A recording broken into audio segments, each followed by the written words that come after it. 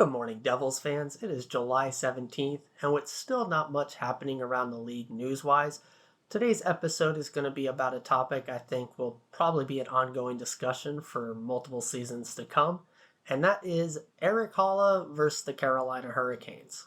For those of you that didn't see, there's a social media post circling around of Erik out on the golf course, flashing a peace sign, wearing a bracelet that is prominently shown that says, Canes suck.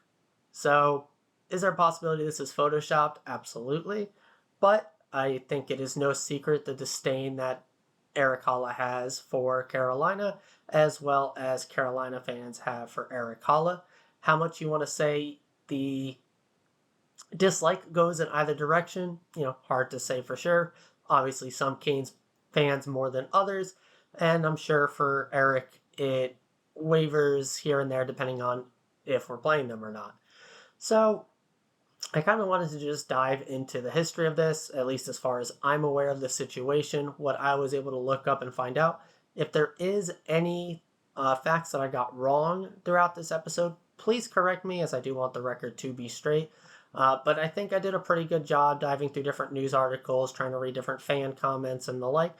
So I could bring you all the facts and some opinions of the situation as it is as a whole, up through today at least, and some thoughts on it going forward. So, from what I can tell, the relationship between Erik and at least the Carolina organization started to sour after a dip in play in the 2019-2020 season after he had quite a hot start to the year. So, where a lot of this culminated was he was injured about mid-November and was out until about mid-December. But after returning from injury, he had 4 points in 4 games.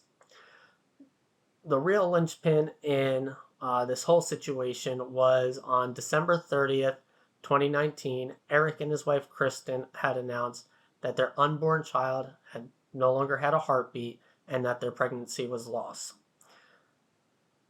Erik still ended up playing the next game against Montreal, where he scored a goal, celebrated with a point up to the sky for his daughter, and also had an assist in their 3-1 victory over the Habs.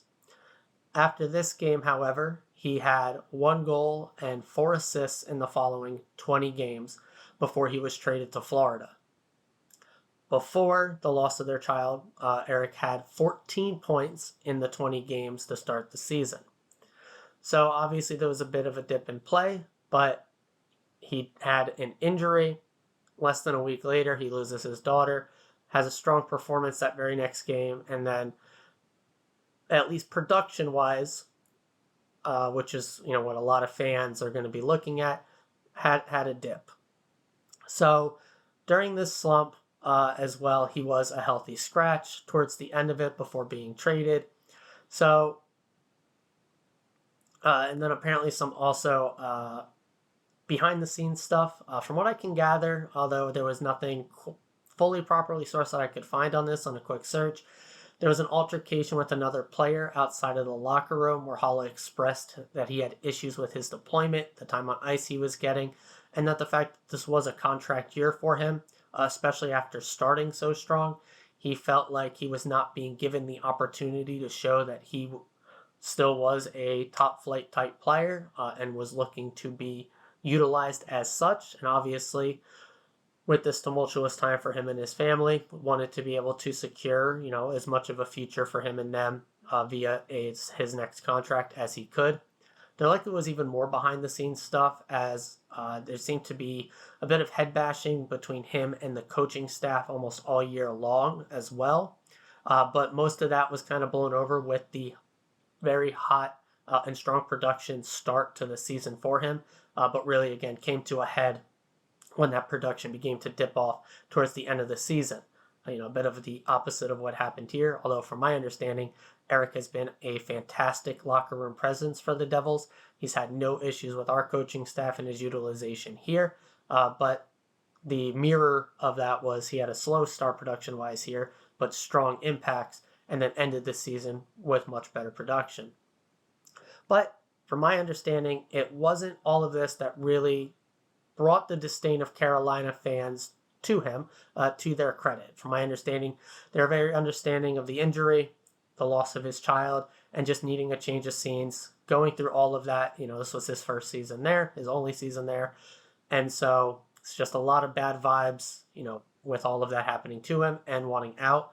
My understanding is Canes fans, at least for the most part, from what I could see in their comments, were understanding of this.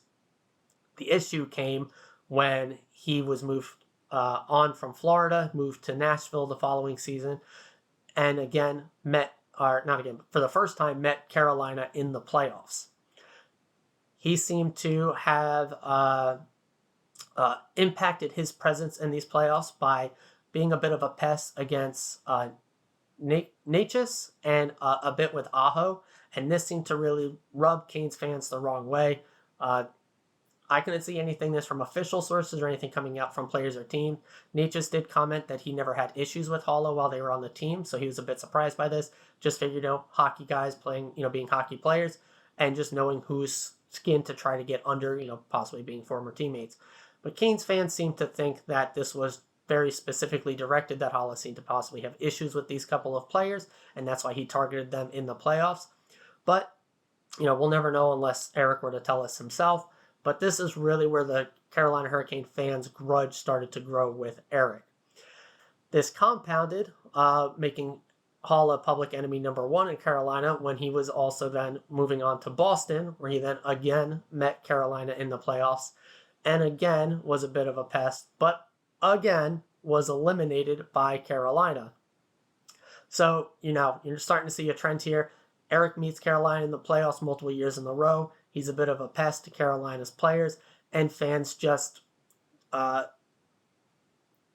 grew to dislike the guy. I believe this was really compounded by the fact that Carolina fans dug up some social media posts that Erik's wife had made, basically commenting that some of their better times were when they were with Vegas, which was before their time in Carolina, and that they just did not enjoy their time in Carolina. From what I could tell, there was nothing specific about the fans that they had issues with, or even Carolina itself.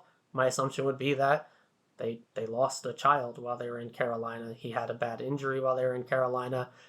He did not seem to enjoy his time with the coaching staff there, and I'm sure this, flowed over into his home life as well. So I think it's pretty understandable why she would look back on fonder times before all of that had happened. So that really moves it then into Erik becoming a Devil.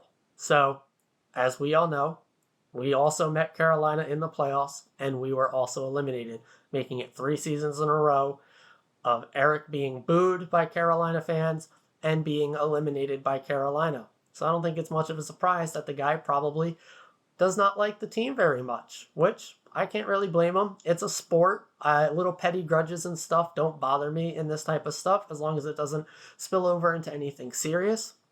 And so, although Erik has said he does not want to be the supervillain, I think he kind of does a little bit, assuming that picture is what it is, and a Canes Suck bracelet was worn and shown up prominently on a social media post. You're kind of making yourself the supervillain there. But hey, I have no issues with booing guys. We're New Jersey fans. We love booing other players, especially former players of our own. So, don't throw stones in glass houses type situation. Obviously, this one's a bit different. We didn't boo a guy that lost a child while he was here with us. We tend to love our salt and earth type players. So, Carolina fans, I understand the guy left. His wife made some bad comments about your team. We're also very passionate, with that small market type mentality of when somebody comes after you, you're going to give it right back, of course. The guy had a rough time while he was there. Injury, he lost his kid. I know a lot of you have a sentiment for that and aren't, just because some fans booing it doesn't mean all fans feel that way, but it comes through every playoffs. The guy gets booed every time he touches the puck there. And I think that's going to continue to happen, as Carolina and the Devils are going to be the top of the Metro for at least the next couple years before Carolina probably falls off and we continue to dominate the division. So I see this happening for regular seasons games, multiple to come, probably more playoff games against each other, as Erik seems destined to play against Carolina. So when we do knock you guys off sometime in the next coming years, it's going to be very great for him. And I'm very much looking forward to it, probably not as much, but close enough for as much as Erik is. So that's really going to do it for today's episode. For those of you that weren't aware of the situation, I hope this brought some light to it. I hope I did it some justice, but obviously from a Devils fan standpoint. So that's it. I hope you all have a great rest of your day. I will see you again tomorrow morning. Let's go Devils.